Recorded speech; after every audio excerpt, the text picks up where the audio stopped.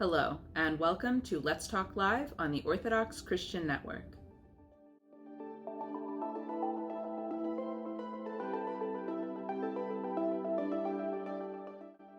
"65% of Americans report viewing some kind of worship or other spiritual content online, which is why in 2021 we offered over 280 programs through MyOCN Community and our online partnerships, reaching over 51,000 people. The Orthodox Christian Network is a 501c3 corporation and a 100% donor-supported ministry. We rely on donors like you to keep these programs free and available, so if you're able, please consider making a contribution today. And as always, please support us through your prayers and by sharing this content with your friends and family.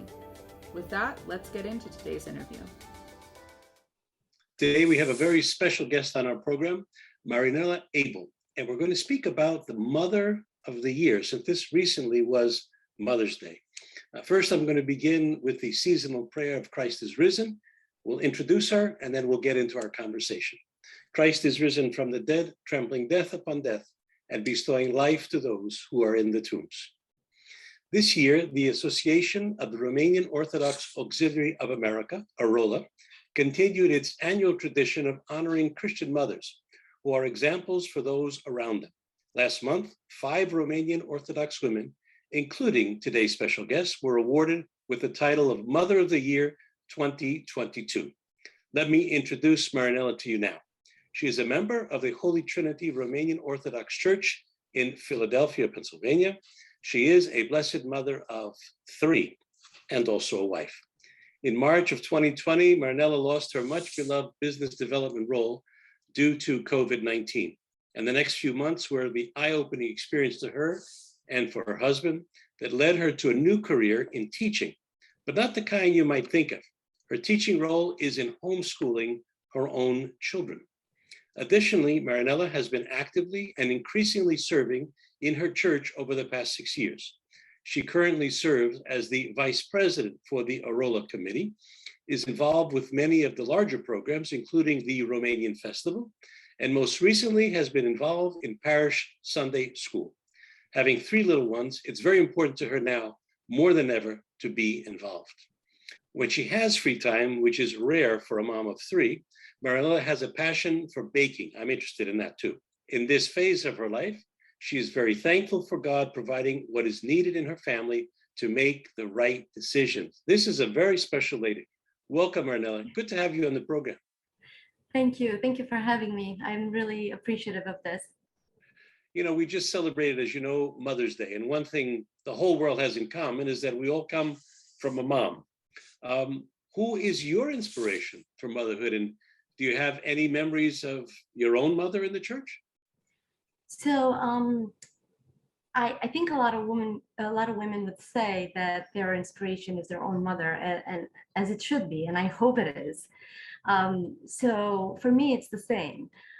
But I have to say that it's really, a lot along the years, I've met a lot of women who give me a little bits of inspirations. And I go to that saying, it takes a village. So that's kind of how I would describe who inspires me, because, and it starts with my mom. She had a very rough childhood and she came a long way, and she was a wonderful mom. Provided us with all kinds of opportunities as me, and I have 2 brothers. And I can truly say that I had one of the best childhoods, and not because we had a lot of stuff and we were not rich, but because of the opportunities she provided for us. And I hope that I can do the same thing for my kids. Surely. Well, the stuff doesn't mean anything, does it?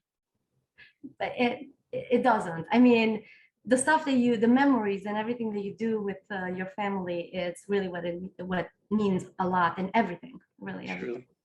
Your last part of the question, because I'm trying not to forget. Yes, I have a lot of memories with my mom in church. We went to church regularly, so there's pretty much, all the years that I grew up home. You know, in the Orthodox Church, there are many cultural traditions across the jurisdictions, all the different ones. Can you talk about some of the traditions that help build your family? Are you talking about my family here or my family home in It could Romania? be both. It could be both. So in Romania, there's a lot of traditions, a lot. We live by them. And here, just like a lot of families that are, I guess, multicultural, you know, my husband is American. He has his own background, but really born here. And I come from Romania. So for my family here, for our children, I try to replicate a lot of the stuff, a lot of the traditions we celebrated, or as you may say, in Romania. And one of them, actually, I'm going to speak very quick about the most recent one, not yeah, at Christmas. A few weeks before Christmas, we witness and we celebrate this butchering of a pig. It sounds, yes, but what we do is, you know, we butcher a pig and we make homemade prosciutto, we make homemade sausage and all kinds of pastrami and deli meats, and they're all homemade. So I grew up with that, and I had to start that with my kids this year. We don't eat it because we are fasting until Christmas, but when Christmas comes, we get to feast on everything that we've made. How old are your children? That must have been quite a shock for them, right? So I have a 7-year-old, a 5-year-old, and an almost 1-year-old. And yes, it was a little bit of a shock, but they were fine with it. And one of the things that surprised me, my daughter, you know, every time we ate something, you know, she would ask me, is this from that pig? And I was like, yes. Oh, okay. Then she would eat it. Like, I like it. Yeah. Where did it come from? Many things that I could easily say that in American culture, we don't know. When you ask people, where does it come from? They say, oh, from the grocery store, you know, from the shelf. Yeah. And it's very, very different in the so-called old countries Yeah. of Romania, of Greece. It was very, very different. I know even for my grandparents who came over, my parents were born here, but for the grandparents, you know, the American culture was totally different. And they tried to do exactly what you do, to take that culture that they grew up in and transfer it here. And that's a very good thing. You have to know your roots. You have to know where you've been in order to go where you're going to go. I agree, 100%. I also learned from a little bird that told me that you're a wonderful baker and that you bake for your church festival. Who taught you to bake, and how did you inspire your children to use their own skills to serve the church? Baking, I say that I've learned along the years. My mom and dad owned a lot of land, and they worked it manually mostly. So we had a lot of people who worked for us. But you know how it is, when the cat's away, the mouse will play. So my mom had to go with them, and my dad was working. So she would leave me. I think, I can't say for sure, I'm trying to remember, but I think I was like 10, 11 years old. And my mom would leave me everything written down on a piece of paper, exactly what I have to do at each part of the cooking. So I had to cook like a 3-course meal for everybody to eat when they get home. And I would cook desserts as well. Like back then, it was simple, like crepes and pastries like donuts and other type of pastries. But then here, I saw an episode of Cake Boss a few years ago, a long, long time ago, actually. And I saw what they do, and I was like, I gotta do that. You know, so I learned a lot on YouTube, but instead of using American recipes, no offense to American recipes, but you have bakeries everywhere with American recipes. I've incorporated all the Romanian and European recipes, so it's something different. Very good. The only thing with Zoom and these interviews is that you can't Zoom the food to us. And I've already complained about that with other people that have these cooking shows. Maybe we can have a cooking show with you for Romanian dishes, but we'll talk about that. We'll talk about that. Let's return for a minute to the spiritual side of life as a mom. When did you find time to pray, attend confession, read your Bible, help your children understand who God is in all of the things that are going on in your life? Well, I really try to make it a priority, and it's not easy. It really isn't. It's not perfect. And I always think that I can pray more because I don't feel that I'm praying enough. But once I truly learned what it means and what it does for you, for our soul, for our peace, I just couldn't live without it. I absolutely need it in my life it strengthens me. Therefore, I can't let it go. And it's very difficult in today's world. We've said it many times on our programs that we live in the world that is encircled with the spectacular and not with the sacred. And it really loves the spectacular and kind of weans away from the sacred. And here we are pushing almost against a tidal wave of doing that. But your influence as a mom, I know my late wife's influence as well on our 6 children is very, very strong. That witness of Christ in the home comes first from the mom. And yes, the dad helps, the father helps. He's the leader. But if the mom isn't praying, the kids are not going to pray either. So I'm glad to hear that you're working with your kids on that. I'm glad, well, I'll be honest, just to go back to my mom, it's inspiring me. She grew up without a mother, but her grandmom was by her side for a while. And she remembers still this day how her grandmom prayed with her and just prayed. That was a part of her life. So when I hear that from my mom, I always said that I want to be that for my children, because my mom is here, but then she goes to Romania back and forth. So I want them to have that steady pillar that they see constantly. So when I start my days, we start with a prayer. I actually spoke about this with my spiritual father, and I said I pray with my kids around, which means that I'm distracted. It's not easy to pray there like constantly. They're little, so they're constantly bothering me.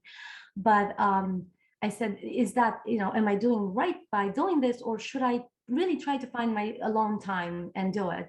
And he advised me, because they're little, and no, it's a very good thing to pray for your children to witness it.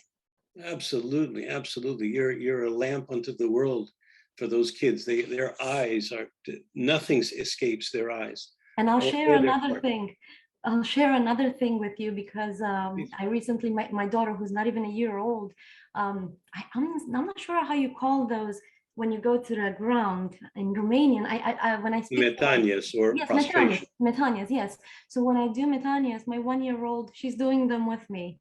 It just warms my heart, because I'm like, that's exactly what I want them now. She won't remember that, but the seed is planted. It's just, I think as moms, we really have to do that and make sure that, I might not be here to teach them all the way till they're older, but I pray to God that he takes care of them, and myself and everybody in my family, to make sure that we make those right decisions.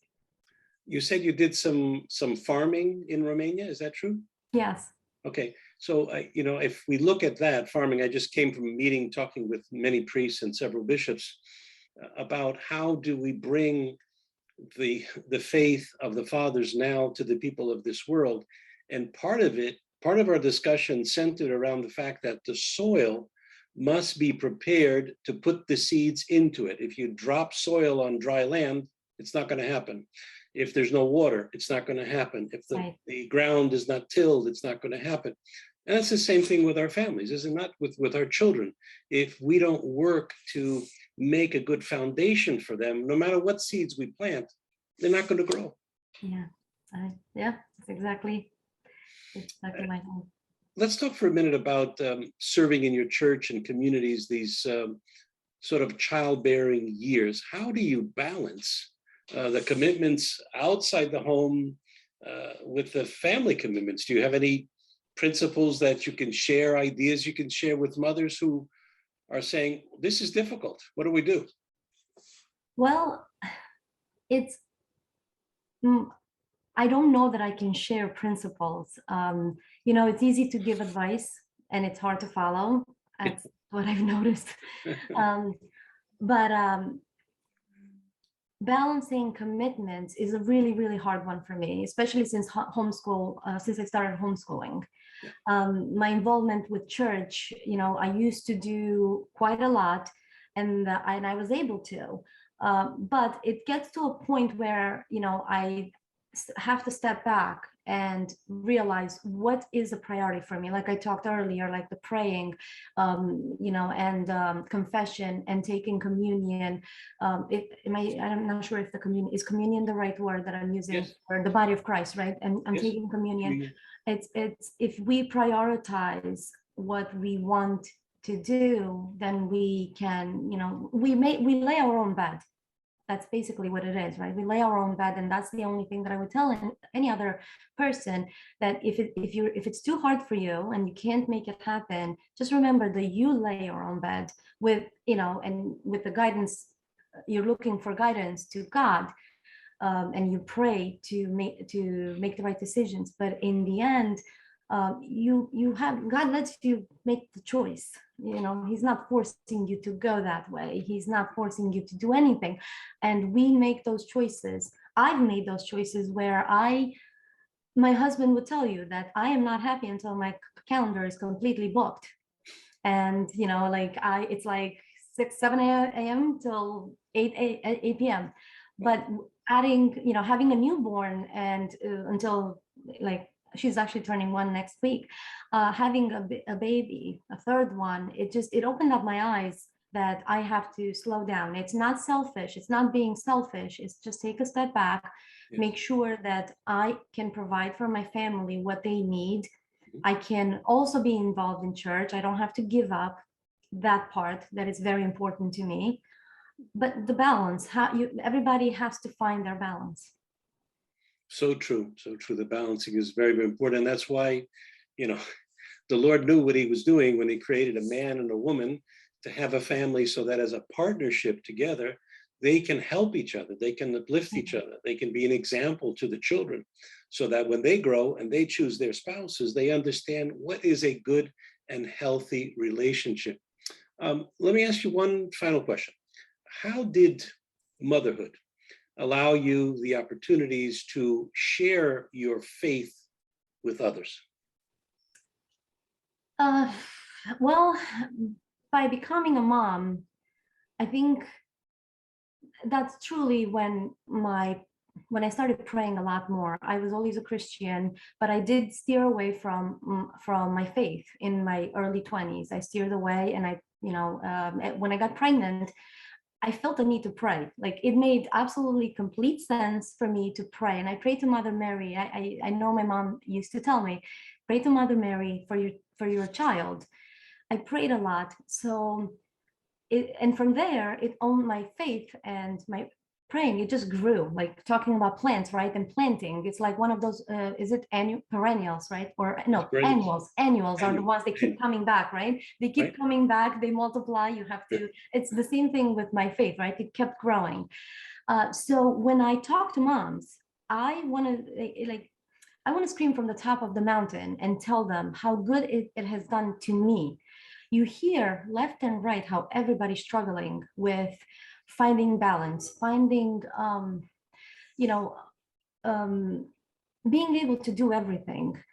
And I truly look back at my life, and I know it's because I didn't have God in my center. I was focused on everything else, on money, on my previous job, just working. I was a very good worker everywhere I went. So when I talk to moms, I always use that, and I want to tell them, but I never push it on them. I talk to mom of different faiths, and I never push anything other than if I do see that they're in distress, I pray for them, and I just tell them, like, you have to build your own relationship with God. Go ahead. Yeah, so I use opportunities, because being a mom brings you closer to God. I'm 100% sure that it brings you closer to God. So at your core is your faith in God, obviously. Yes. Yeah. And that allows everything else to just sort of fit in appropriately. It doesn't mean everything's going to be perfect. Yeah. It doesn't mean everything will go exactly as you planned, but at least your core is there, and you can return to that for strength. One final question. Is there something you wish someone had told you about being a mom before you became a mom? I think there's two things that I'm going to share, but I will have to say before I share them that if I was to hear them before I became a mom, it would have went through 1 year out the other. Because because you have to be not prepared, but you have to be in the right spiritual mind, if I'm saying that correctly, to get this piece of advice, I guess. But it was shared with me very recently. I went to a monastery and I visited with my mom and my children, and we stayed there. So we made a few friends.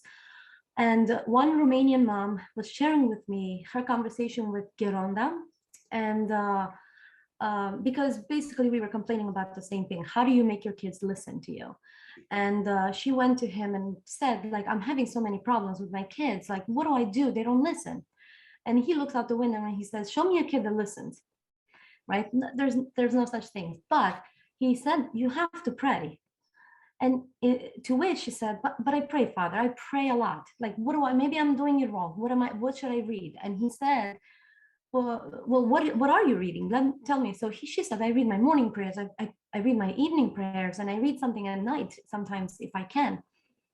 And he says, well, what about during the day? During the day, like I run around. I have so many errands to do, right?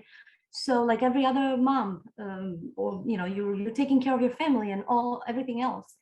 So he says, well, while you are running around and you stopped praying, the bad guy is still working on you. Therefore, you should never stop praying. And who can pray all the time? But he taught her the prayer of Jesus, and I should have looked and see, maybe you know which one I'm talking about, right? Jesus Christ, bless me the sinner. Yes. If I'm saying, Lord Jesus Christ, Son of God, have mercy on me, a sinner. Yes, thank you. So he said to her, say that as much as you can, because you need to pray all the time. Don't let your mind wander into all the worries of the world. Put your faith in God all the time. So that's one piece. And then that I wish I would have known and had years to listen to it. The other piece was still at the same monastery. I was told how when you start the road, your trip, let's say, right, on the spirit, when you want to find God, if you don't have that already, when you want to find God, you're going to have a lot of temptations coming your way, and they're going to be very hard. But just remember that you are fighting with God on your side, so you will win the war. So never give up, and put your faith in God. So I try to live by that. I got myself one of those. It's usually made. I want to. Prayer robe. Yes, a prayer robe. I got it with me, and I try to use it. And I would encourage anybody, because it reminds you to say it, because you'll forget.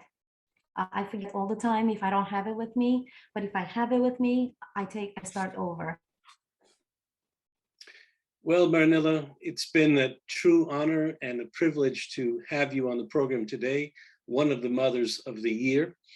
We pray that God will continue to bless you as a mom, bless your husband, bless your children, so that you can be a witness to others. Thank you so much for being with us.